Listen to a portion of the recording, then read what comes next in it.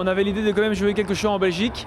Donc on a fait le Palais Royal, le cinquantenaire pour la journée nationale de la Belgique, la fête nationale. On fait encore un show à la côte belge la semaine prochaine. Hier, on a fait Soccer Rock, un festival en Belgique, et ce soir, on fait le Ronquière Festival. Donc c'est un peu les seuls shows qu'on fait en Belgique cet été. Donc c'est cool de pouvoir quand même être présent en Belgique, surtout que je suis belge, donc ouais, je suis content d'être ici ce soir. Est-ce que le public belge est différent? Est-ce que vous le sentez? Qu'est-ce qui se passe quand vous êtes devant une scène belge? Ça dépend un peu des formats. Par exemple, quand on sera à la mer la semaine prochaine, je sais que c'est ma soirée, donc c'est moi qui host l'événement et les gens viennent me voir moi. Et sur les festivals, c'est un peu différent quand il y a vraiment un line-up différent avec plein d'autres artistes. Donc c'est chouette de partager la scène avec d'autres artistes parce que non seulement pour moi, c'est chouette de voir les shows des autres, je viens de le voir un peu Big Flea et Oli, je trouve que c'est un super show. Et du coup, je pense que c'est une bonne opportunité pour moi de présenter mon show à des gens qui me connaissent peut-être un peu moins. Et en même temps, l'ambiance, c'est l'ambiance festival et c'est vraiment une chouette ambiance. Maintenant ce soir il pleut un peu, mais j'ai vu que tout le monde était chaud, donc ça va bien se passer, je pense. C'est dingue de dire les gens qui vous connaissent peut-être un peu moins bien, alors que vous êtes mondialement connu. Comment est-ce que vous dites ça? Je pense que pas tout le monde écoute de la musique qui passe à la radio ou de la musique électronique. Et je pense que par exemple ce soir, Big Flea et Oli, il y a peut-être des jeunes qui écoutent vraiment beaucoup de rap ou un peu plus dans cet angle-là.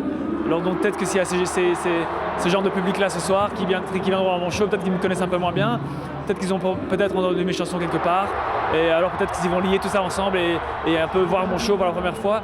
C'est vrai que je suis pas souvent en Belgique non plus, donc un peu savoir ce que je fais sur scène. Et ce soir je suis là en DJ set et je joue pendant 1 heure, je vais jouer mes sons et je pense que ça va être une bonne soirée. Donc ouais, je pense pas que tout le monde en Belgique me connaisse. Mais je pense qu'ils connaissent vraiment je pense que les gens connaissent peut-être ma musique, mais savoir qui je suis et que je suis peut-être un artiste, un Belge qui produit de la musique électronique, je pense que ça peut peut-être parfois encore connecter les points. Mais c'est vrai que là maintenant ça fait 10 ans que je fais ça, je pense qu'il y a pas mal de gens qui savent entre temps, donc j'espère en tout cas. Je suppose qu'on vous en parle souvent, vous faites 2 fois 1 milliard de streams sur Spotify, c'est juste énorme. Comment vous gardez les pieds sur terre? J'ai un peu une idée de quand je suis pas en train de constamment célébrer les trucs qui se passent derrière moi, je suis vraiment en train de me dire c'est quoi la prochaine étape, qu'est-ce qu'on va faire l'année prochaine, ou bien qu'est-ce qu'on sort musicalement, c'est quoi les prochains challenges. Et donc il y a plein de trucs qui se passent, il y a plein de trucs à célébrer, en même temps on profite, on enjoy, mais j'aime pas non plus me reposer sur mes lauriers, j'aime bien un peu continuer, j'aime bien me challenger moi-même.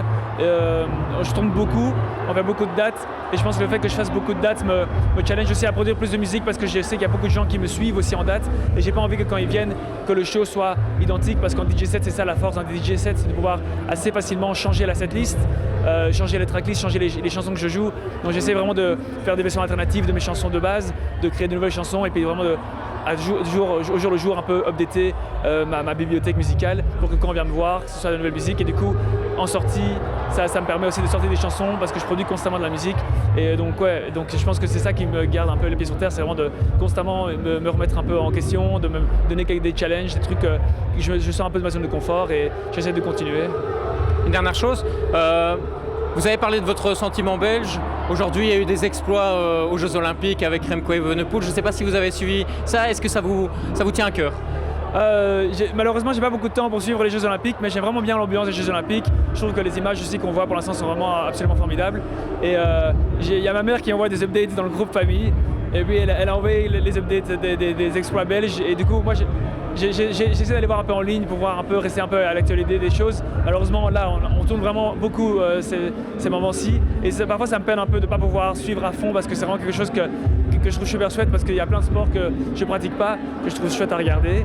Mais j'essaie de rester un peu vraiment dans le coup. Là, maintenant, je suis pas vraiment à 100% de l'actualité. Les seules actualités que j'ai eues, du coup, c'est de ma mère.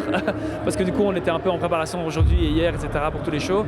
Mais ouais, moi, j'aime bien l'ambiance des JO. Je trouve qu'à Paris, pour l'instant, je pense que ça se passe bien. Donc c'est chouette, c'est une bonne ambiance.